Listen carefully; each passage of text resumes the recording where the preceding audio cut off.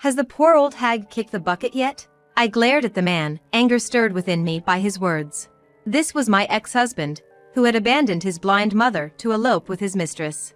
It was hard to believe he was the son of my kind mother-in-law, his words pushing my anger to boiling point.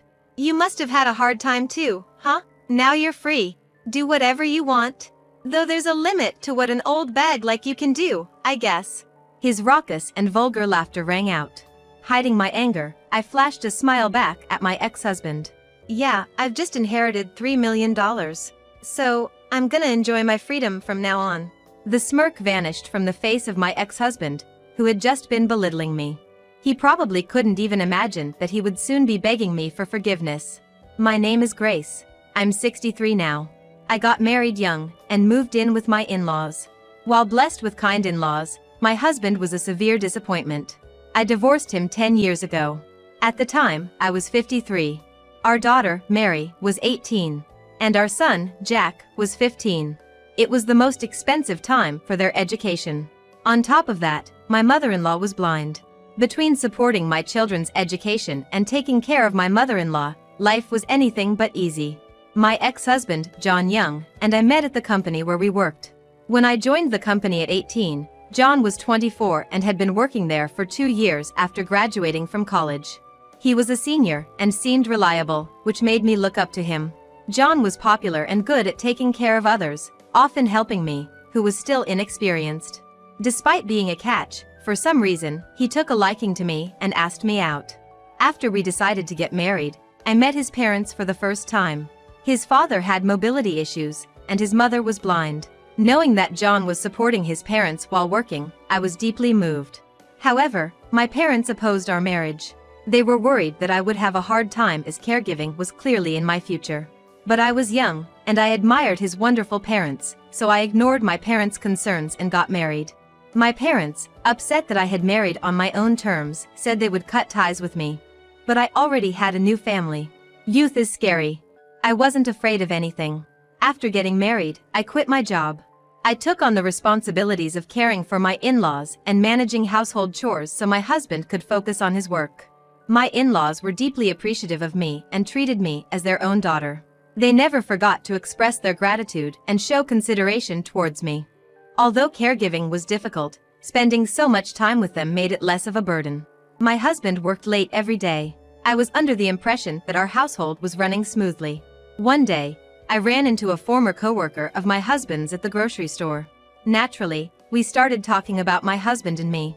The coworker said, "Your husband, Mr. Young, always leaves work early because he's worried about you, Grace. He's such a wonderful husband." I couldn't believe my ears.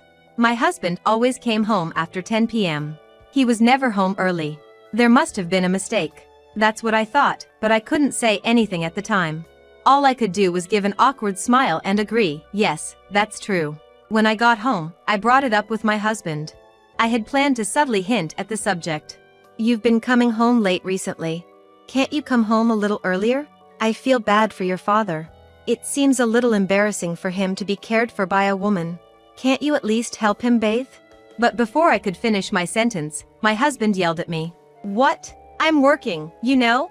I'm not just messing around. Tell my dad not to be so demanding." "But your father isn't demanding anything. I just felt that way." My husband seemed to have no intention of helping with the caregiving. Moreover, I felt he was being too defensive. My bad hunch was probably right. But I couldn't admit it at that time. I was scared of what would happen to me if I confronted him and discovered something I didn't want to know.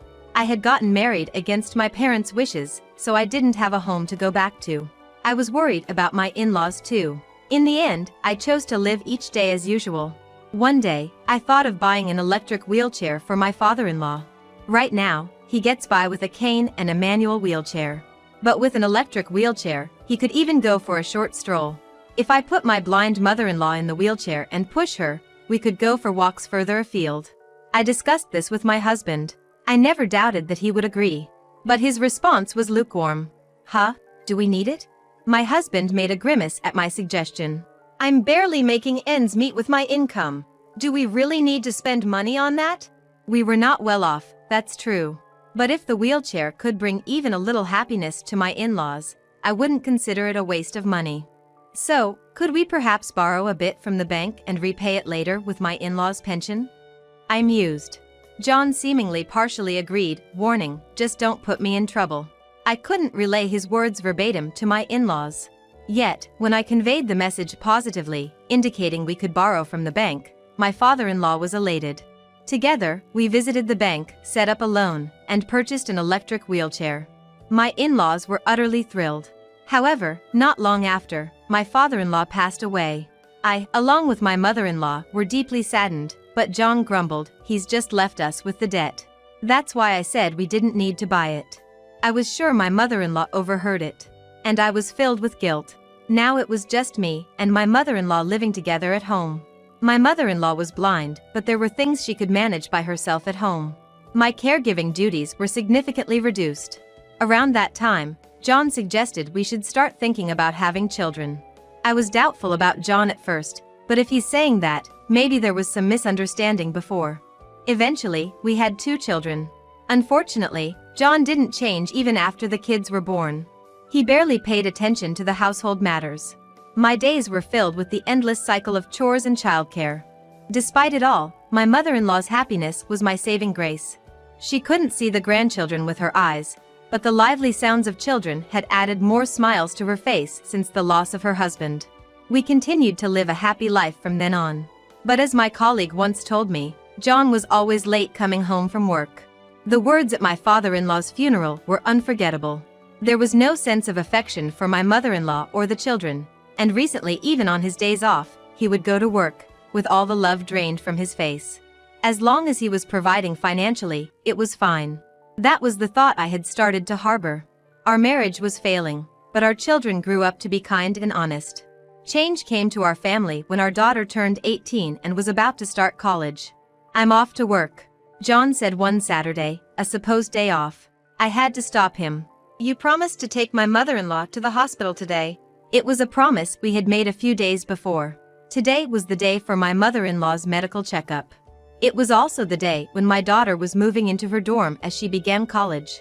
Knowing these plans in advance, I had asked my husband to take my mother-in-law to the hospital. What? Isn't that your job as a housewife? He yelled at me. Didn't I tell you that today is Mary's move-in day? I need to help her set up her new life and get everything ready before college starts.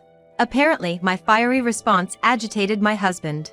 I had never talked back or made such a fuss before. It seemed my outburst surprised him and he was quite upset. I didn't hear about any of that. I married you because I thought you were not popular and would take care of my parents. Now you want me to take care of my mom? If you can't do it, let her go alone. I was dumbstruck by his words. What a terrible person he was. I had noticed that he was avoiding my mother-in-law. But it's too much to ask a blind woman to go out alone. What's more, his insulting words towards me were unbearable.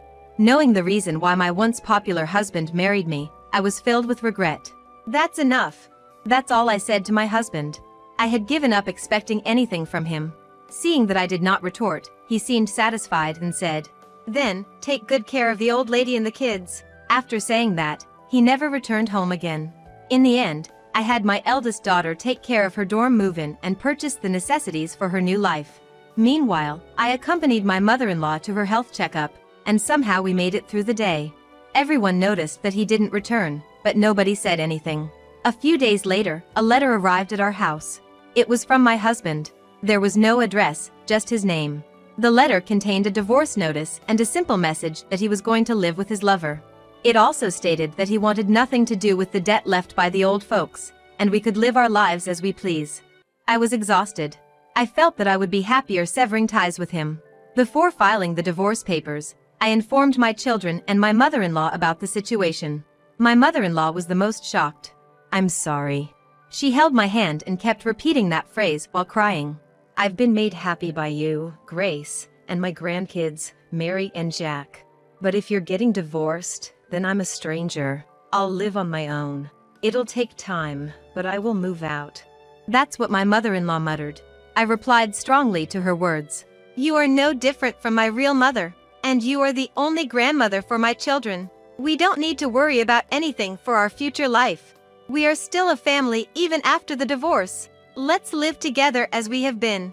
Upon hearing my words, My mother-in-law thanked me while sobbing. However, I was not without worries. Even my husband was better than nothing when it came to the financial aspects. Now, he was gone. I desperately searched for a job, but no one would hire me as I had been a housewife for many years. Both Mary and Jack offered to work. When I thought it was inevitable, my mother-in-law spoke up. Go to college or high school without worrying. Grace, you can continue as you are without working. Leave it to me. We were perplexed by her words.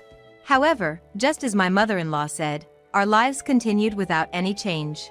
If anything, I felt we were allowed to live more lavishly than when my husband was with us. I filed for divorce through my lawyer.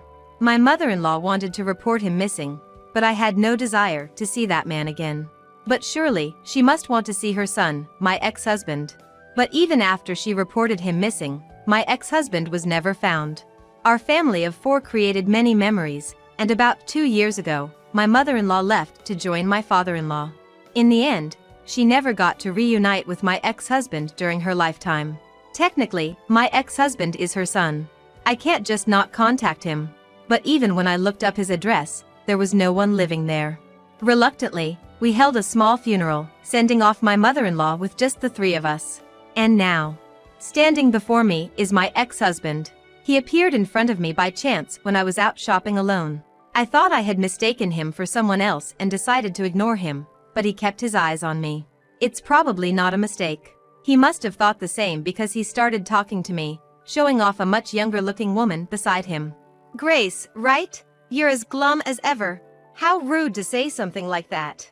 The woman next to him also laughed softly. Seeing them mocking me made me sigh. And just when I was about to walk past them, did the poor old hag already kick the bucket? I stopped in my tracks at his words and glared at my ex-husband. Poor old hag? Who are you talking about? As I asked him that, he smirked and answered. You know who I'm talking about, don't ya? The blind old hag we lived with. Heard it through the grapevine. Must have been tough for you, huh? But you're free now. Do what you want? Well, there's only so much freedom an old hag like you can handle. This crude laughter bellowed from my ex-husband. The anger inside me was reaching its boiling point. But if I show anger here, I'll be playing right into his hands. I suppressed my rage and smiled back at him. Yeah, I received an inheritance of about $3 million. So, I don't have to work anymore. I'm living life freely. Thanks for your concern. What? The smirk on the face of my ex-husband, who had been belittling me just moments ago, vanished. See ya. My ex-husband stood dumbfounded. As I was about to walk away, he hurriedly called out to me. Wait a minute. An inheritance of $3 million? What are you talking about? What am I talking about? I mean exactly what I said. Thanks for disappearing. Because of that, I was able to inherit smoothly without you in the picture. Upon hearing my words, my ex-husband turned pale. I thought it served him right. I had no intention of telling him anything, but I guess he should know. He should know how foolish he is. You're kidding me. I'm her son, right? I didn't hear about any inheritance. I should have a right to get a share, too. Upon hearing his words, I couldn't help but smirk. Well, yes, but you were gone. Did you know that after 7 years of disappearance, you are considered legally dead? What? So, your mother-in-law's inheritance was willed to me, your eldest son and eldest daughter. You have no role in this anymore. My ex-husband looked dumbfounded. I almost burst out laughing. I understood why my mother-in-law told me to file a missing persons report after she had passed. The large amount of inheritance she had left behind. A man claiming to be a lawyer appeared and explained everything to me. My mother-in-law's family was a landowner. However, she, like me, had severed ties with her family. Nevertheless, she had the right to inherit. When her parents passed away, she inherited without telling anyone. Thanks to this, we were able to live without any worries. I once asked my mother-in-law, Mrs. Young, how are you managing your money? If it's a pension or something like that, please use it however you like. My mother-in-law responded, I'm using it as I please.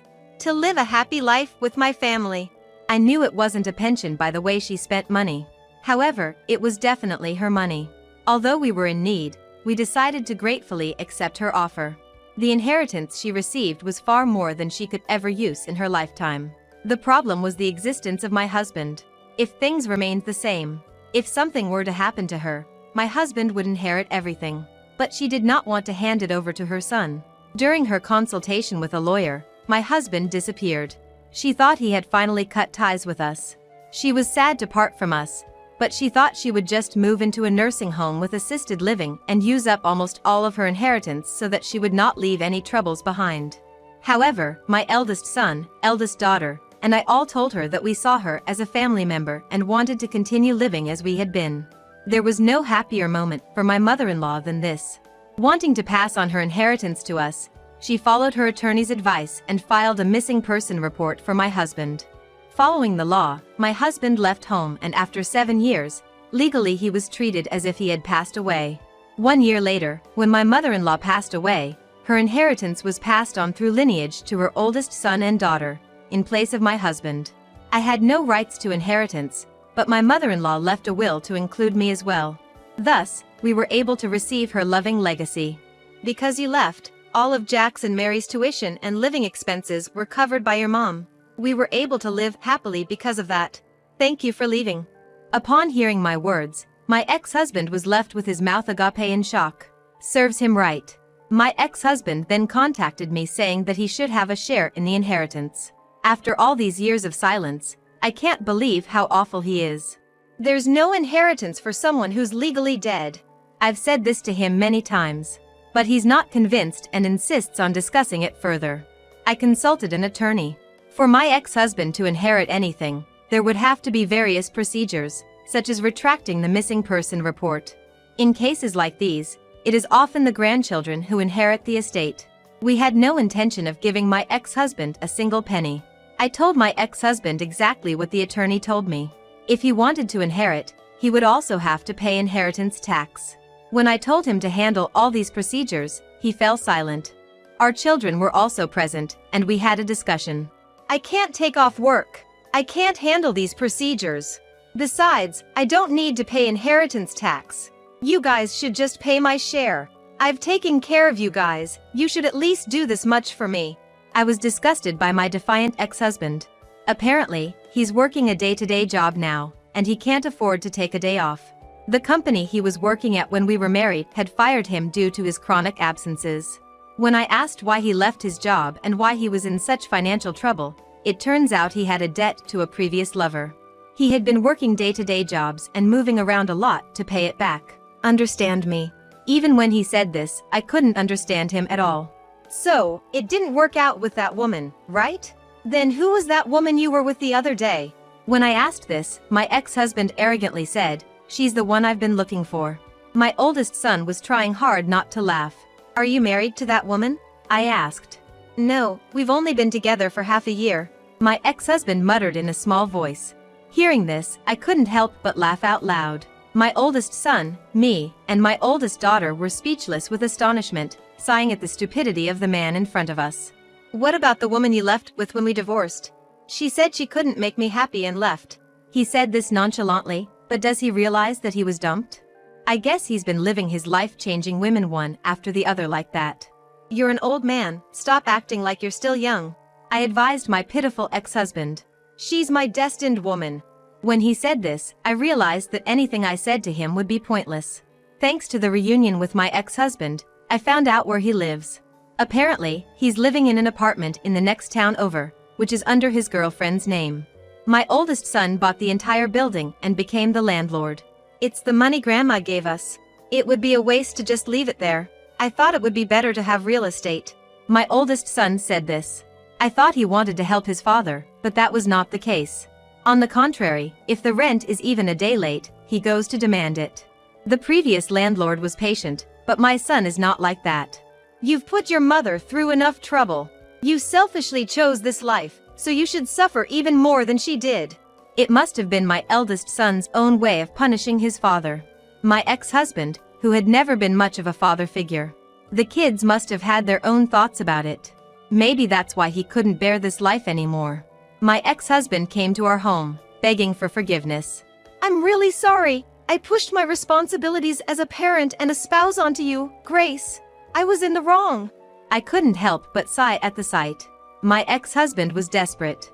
But I also have a life to live. Can't you get Jack to cut me some slack on the rent? He must be really struggling to have to ask this with teary eyes. I don't know. If you had been a decent father to the kids, you wouldn't be in this situation. A failed son, a failed husband, a failed father, what's left in your life now? What was your life all about? You really need to think about that. My words left my ex-husband silent, and he left without a word. His figure looked so small as he walked away. In the end, my ex-husband was kicked out of his apartment due to rent arrears. His new place seems to be an apartment with a 50-year-old building where drafts come in. He seems to be still living day by day, taking on whatever jobs he can find. On the day we reunited, he apparently broke up with the woman he was with when he moved out of the apartment. It seems he had been supporting her living expenses. Since he was essentially evicted for failing to pay rent, I guess it couldn't be helped. Rather, I think he should be thankful that his mistress stayed with him for as long as she did. She was still young and, like me back then, probably hadn't seen through the man my ex-husband is. We are living happily now, thanks to my mother-in-law. As my eldest son said, we invested in real estate and stocks, so we can earn passive income, and we have plenty of time for leisure, like traveling every month. And my eldest daughter, Mary, is getting married. Her fiancé is very kind and treats her well. Our family and happiness are going to increase. I'm relishing the happiness of today, which is possible because we overcame our difficult past.